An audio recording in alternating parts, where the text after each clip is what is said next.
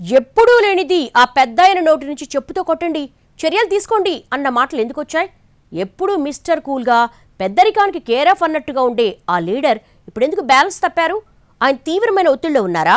వ్యతిరేకతను కప్పిపుచ్చుకోవడానికి సెంటిమెంట్ అస్త్రాన్ని బయటకు తీశారా? ఎవరా MLA? Let's watch. Telangana politics లో పెద్దగా పరిచయం అక్కర్లేని నాయకుడు కామారెడ్డి జిల్లా బాన్సువాడ ఎమ్మెల్యే పోచారం శ్రీనివాసరెడ్డి. బీఆర్ఎస్ హయాంలో మంత్రిగా, అసెంబ్లీ స్పీకర్ గా పనిచేసిన పోచారం గత ఎన్నికల్లో కూడా కారు గుర్తు మీదే బాన్సువాడ ఎమ్మెల్యేగా గెలిచారు. కానీ తర్వాత కాంగ్రెస్ పార్టీలోకి జంప్ చేసి ప్రస్తుతం వ్యవసాయ శాఖ సలహాదారుగా నామినేటెడ్ పోస్టులో కొనసాగుతున్నారాయన.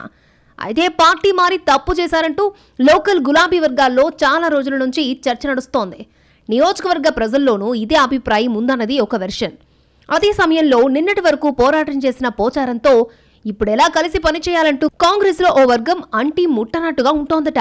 ఇలా రెండు పార్టీల్లోని కార్యకర్తలతో మాజీ ఎమ్మెల్యేకి దూరం పెరగడమే అసలైన విషాదం అంటున్నారు పరిశీలకులు.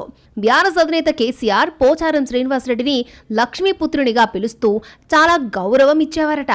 కానీ పార్టీ కష్టకాలంలో ఉన్నప్పుడు అండగా నిలబడకుండా మారిపోవడాన్ని జీర్ణించుకోలేక ఈయన విషయాన్ని పర్సనల్ గా తీసుకున్నట్టు చెప్పుకుంటున్నారు. అందుకే పోచారం టార్గెట్ గా బీఆర్ఎస్ పావులు కదుపుతోందట. బాన్సువాడలో పార్టీని బలోపేతం చేసే దిశగా మాజీ ఎమ్మెల్యే బాజిరెడ్డిని రంగంలోకి దింపారు. మరోవైపు పార్టీ ఫిరాయింపులపై సీరియస్ గా న్యాయ పోరాటం జరుగుతున్న క్రమంలో బాన్సువాడ ఎమ్మెల్యే పదవి పోవడం ఖాయమన్న ప్రచారానికి బాగా పదును పెట్టాయి గులాబీ శ్రేణులు. దీంతో పోచారం అనుచర గణంలో గందరగోళ పరిస్థితి పెరుగుతోందట. ఈ పరిస్థితిని తట్టుకోలేకే తాజాగా ఎమ్మెల్యే బరస్ట్ అయిపోయినట్టు చెప్పుకుంటున్నారు. ప్రెస్ మీట్ పెట్టి మరీ నా నిర్ణయం తప్పైతే చెప్పుతో కొట్టండి అంటూ సంచలన వ్యాఖ్యలు చేశారు పోచారం శ్రీనివాసరెడ్డి. ముఖ్యమంత్రి రేవంత్ రెడ్డి తనకు మంచి మిత్రుడని చెప్పుకొచ్చారాయన.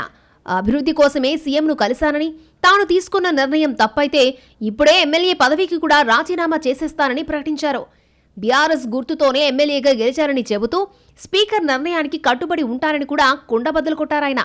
అయితే ఆయన చెప్పడం వరకు బాగానే ఉన్నా ఇప్పుడు ఈ వ్యాఖ్యలు ఎందుకు చేశారంటూ అటు గులాబీ, ఇటు కాంగ్రెస్ వర్గాలు ఆరా తీస్తున్నాయి. మీరు చేసింది తప్పు అని చెప్పండి. మీరు తీసుకున్న నిర్ణయం వీటన్నిటి తీసుకునేది తప్పు అని చెప్పండి.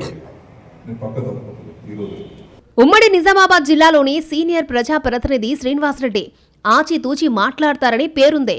వివాదాస్పద వ్యాఖ్యలకు దూరంగా ఉంటారు. ఎన్ని విమర్శలొచ్చినా పార్టీ మారినప్పటి నుంచి ఇప్పటిదాకా ఫిరాయింపుపై నోరు విప్పలేదు.